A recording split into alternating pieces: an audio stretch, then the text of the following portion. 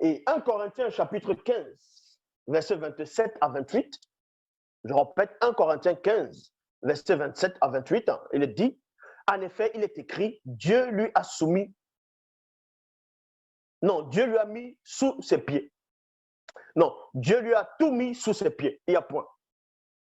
Dieu lui a tout mis sous ses pieds. Il y a point ici. Bon.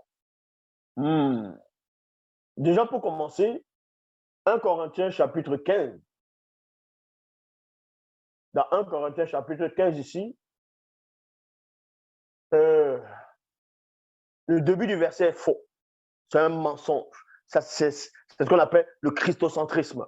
Ils ont pris ça dans le livre des Psaumes, en faisant croire qu'on a mis tout sous les pieds de Jésus. Il va, demande-moi, je te donnerai la terre pour possession. Tu vas briser point vague, tu vas briser cela. Mais quand on dit il a mis tout sous ses pieds, si vous lisez bien les Psaumes, vous allez comprendre qu'on ne parlait même pas de Jésus là. On parlait de ce qu'on appelle Adam.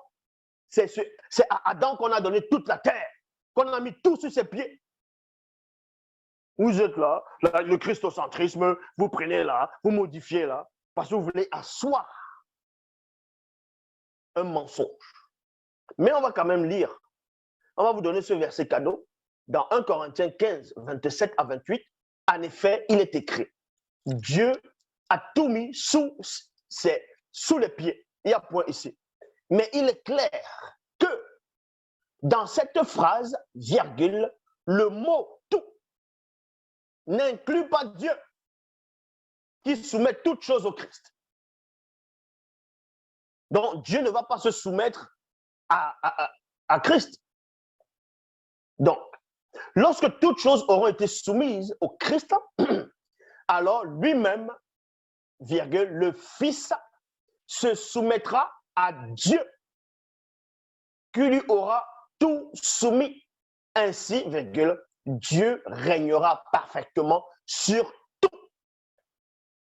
Donc, pour vous montrer que, même si vous dites que votre Christ est au ciel, n'est-ce pas, vous dites qu'il est assis à la droite de Dieu?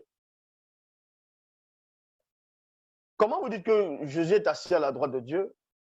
En même temps, vous dites que c'est Dieu qui est descendu sur terre, il est devenu un fils, alors qu'avant de descendre sur terre, il y avait déjà le fils à côté et il y avait déjà le père. Donc, vous voyez que ça ne tient pas. Ça ne tient pas vos hérésies.